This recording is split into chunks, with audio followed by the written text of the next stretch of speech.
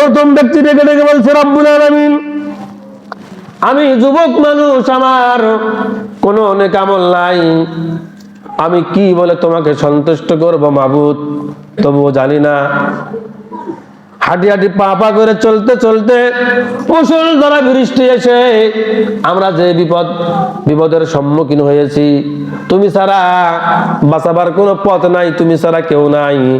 আল্লাহ, জীবনে তো কোনো ভালো আমলও নাই যে আমি তোমার কাছে আমি চাবো, কিন্তু রব্বুল আলামিন, আমি আমার জীবনে আমার সর্বোচ্চ আমার একটা ভালো আমল আছে, তাহলে এই আমার বয়োবৃদ্ধ মা বাপ ছিল। কি ছিল? কথা বলেন না কেন? কি ছিল? আমার বয়োবৃদ্ধ মা বাপ ছিল, আমার মহিষের একটি পাল ছিল, ছাগলের একটি পাল ছিল। হঠাৎ করে যখনই যেখানে যেতাম, সেখানে যাওয়ার পরে আমি ভান্ডের ভেতরে দুধ দহন করে ঘরের ভিতরে ফিরতাম। মাকে আগে খাওয়াইতাম, বাবাকে আগে খাওয়াইতাম, আগে সন্তানের মুখে দিতাম না, আগে স্ত্রীর মুখে দিতাম না। যত গভীর রাত্রি হোক না কেন, আমি ওই ছাগলের পাল মহিষের পাল বাড়িতে নিয়ে আসার সঙ্গে সঙ্গে দুধ দহন করে বয়োবৃদ্ধ মা বাপকে না খাওয়াইয়া আমি নিজেও খাইতাম না।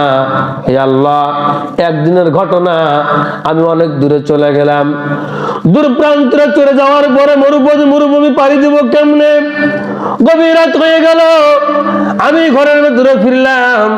ছোট্ট ছোট্ট মাসুম বাচ্চারা আমার অভুক্ত, তারা ক্ষুধার যন্ত্রণায় তারা ছটপট ছটপট করতেছিল।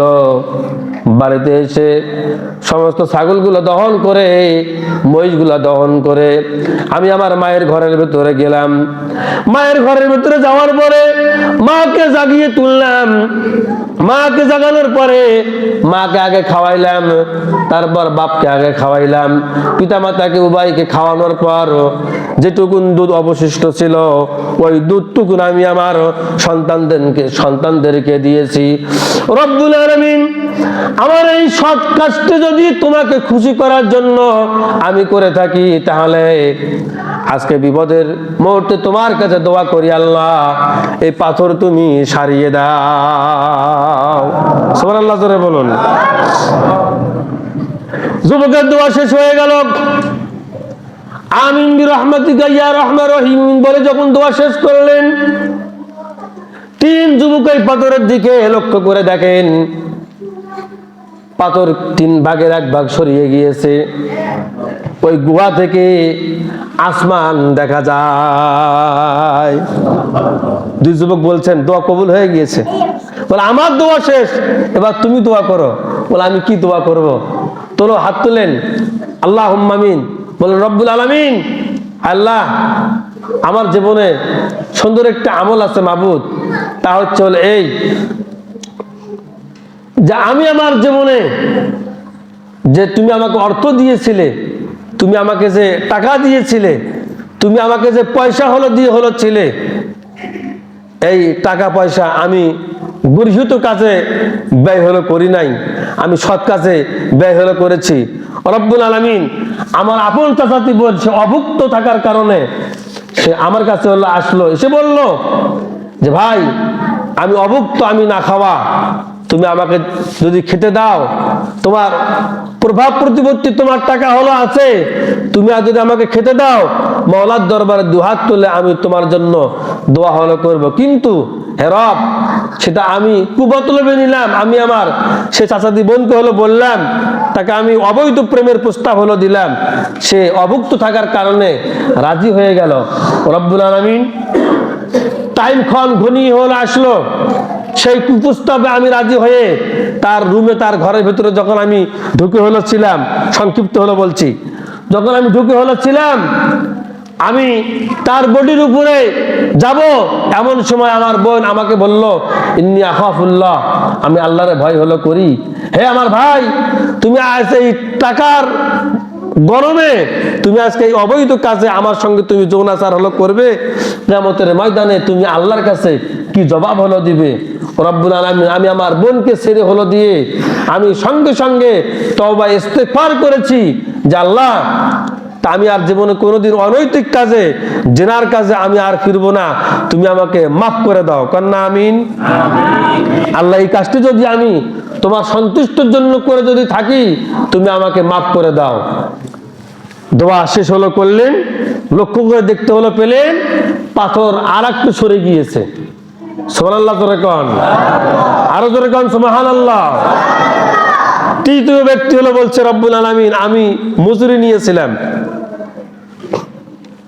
আমি একজনকে মজুরি নিয়েছিলাম, এই লোক সে মজুরি না হলো নিয়ে অনেক দূরে চলে হলো গেলেন। আমি তার মজুরির টাকা দিয়ে একটা ছাগল কিনলাম, একটা থেকে দুটা, দুটা থেকে তিনটা, এইভাবে তার কয়েকশো উট হয়ে গেল।